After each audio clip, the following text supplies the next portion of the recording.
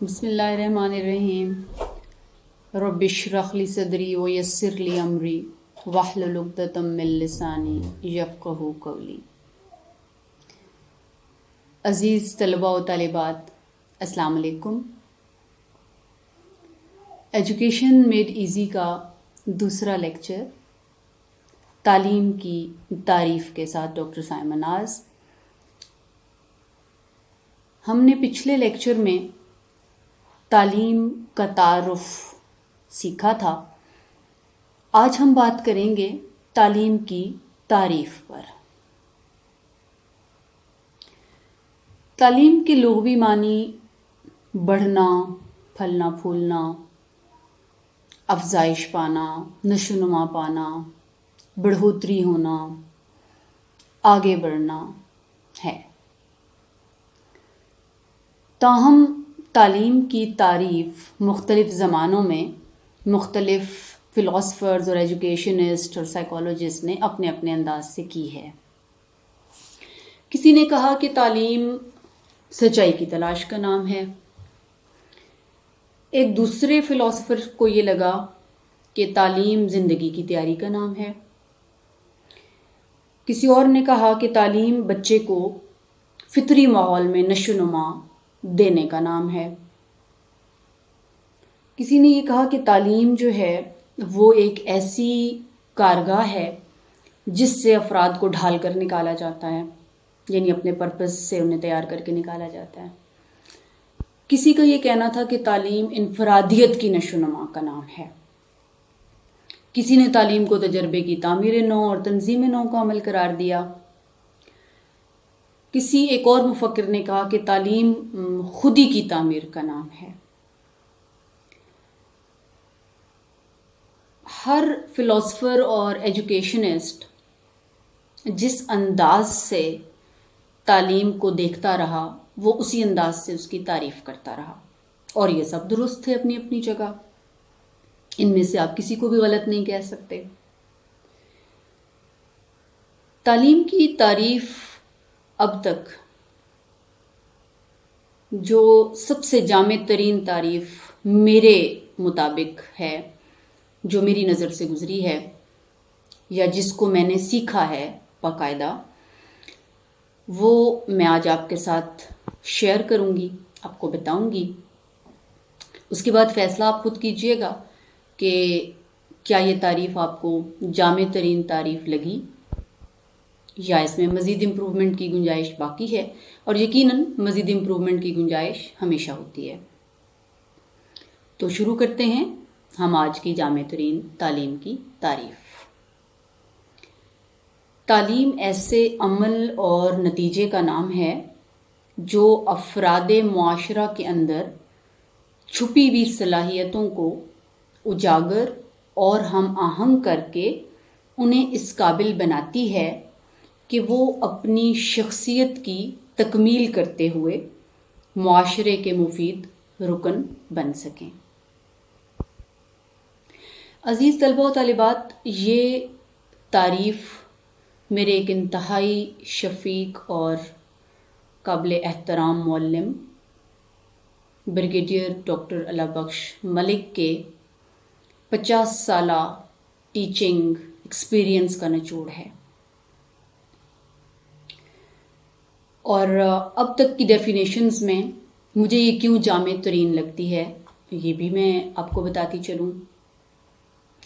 آپ نے کہا کہ تعلیم ایسے عمل اور نتیجے کا نام ہے، یعنی تعلیم ایک قدم نہیں، ایک سٹیپ نہیں ہے، بلکہ یہ ایک عمل ہے، ایک پروسیس ہے جو بہت سارے سٹیپس سے گزر کر مکمل ہوتا ہے. جیسا کہ اس میں آپ کو پلاننگ کا سٹیپ نظر آتا ہے، مینجمنٹ ہے، اس میں آپ کو سپرویژن نظر آئے گی، اس میں آپ کو کنٹرولنگ نظر آئے گی، بجٹنگ اس میں شامل ہے، اس کے اندر موٹیویشن کا پروسیس شامل ہے، اس کے اندر آپ کو ڈیولپمنٹ کا پروسیس ملے گا، اس کے اندر آپ کو ڈسپلن کریٹ کرنے کا پروسیس ملے گا. مینی پروسیسز آر دیئر کہ جو مل کر تعلیم کا ایک عمل بناتے ہیں، اور یقیناً یہ ایک بہت حساس عمل ہے کیونکہ یہ انسانوں کو افرادی قوت بنانے کا عمل ہے. تو یہ ایک بہت حساس عمل ہے، اس میں غلطی کی گنجائش موجود نہیں. اور پھر کہتے ہیں کہ ایک نتیجے کا نام ہے، یعنی اس کا کوئی مقصد ہے، یہ بلا مقصد ایکٹیویٹی نہیں ہے، اس کا ایک مقصد ہے. اور ان مقاصد کو پھر ہم کئی کیٹیگریز میں ڈیوائیڈ کر سکتے ہیں، جیسا کہ ہمارے تعلیمی عمل کے علمی مقاصد بھی ہوتے ہیں، اخلاقی مقاصد بھی ہیں، اس کے ذہنی مقاصد ہیں، پیشہ ورانہ مقاصد ہیں، اس کے معاشرتی مقاصد بھی آپ کو نظر آتے ہیں، اور یہ معاشی مقاصد بھی اپنے اندر سمیٹے ہوئے ہیں. تو تعلیم ایک عمل اور نتیجے کا نام ہے.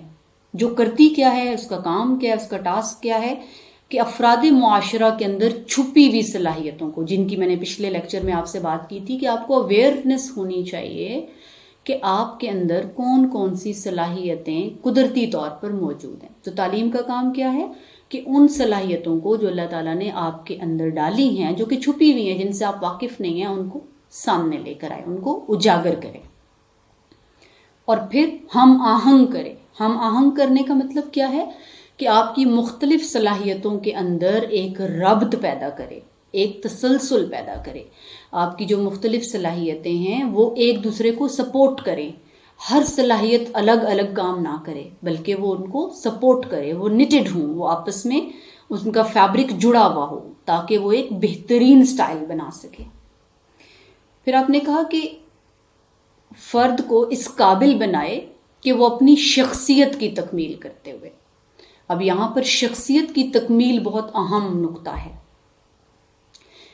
شخصیت بھی ایک بحث طلب ٹاپک ہے، لیکن بہرحال ہم اس پہ اگلے لیکچرز میں ضرور تفصیلاً بات کریں گے.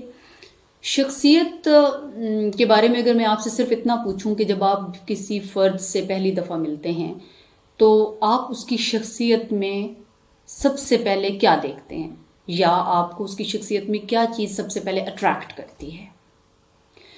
یہی سوال جب میں نے کلاس میں پوچھا تو 90% اسٹوڈنٹس کا یہ جواب تھا کہ جی ہم یہ دیکھتے ہیں کہ اس انسان کا رویہ کیسا ہے، وہ لوگوں سے کس انداز سے بات کرتا ہے، ملتا جلتا کیسے ہے. تو اس کا مطلب یہ ہوا کہ ہماری شخصیت کا سب سے اہم پہلو ہمارا اخلاقی پہلو ہے.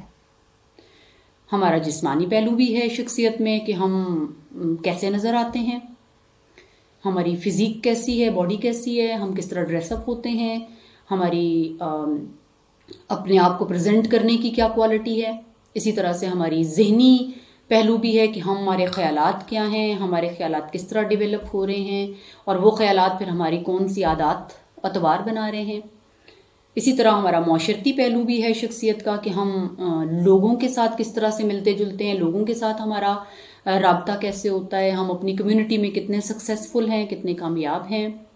اور ہمارا ایک معاشی پہلو بھی نو ڈاؤٹ ہے کہ ہمارے ہاں جو ریسورسز ہیں، معاشی پہلو سے میں مراد صرف پیسہ نہیں لیتی بلکہ تمام ریسورسز جو اللہ تعالیٰ نے ہمیں دے رکھے ہیں، جیسے ہماری عقل ہے، ہمارا شعور ہے، ہماری بصیرت ہے، ہمارا وقت ہے، صحت ہے، انرجیز ہیں، اور نو ڈاؤٹ کہ آپ کے منی ہے. ان تمام چیزوں کو ہم کس طرح افیکٹولی استعمال کرتے ہیں. تو تعلیم کا کام کیا ہے کہ شخصیت کے ان تمام پہلوؤں کو ایٹ سیم ٹائم ڈیولپ کرے.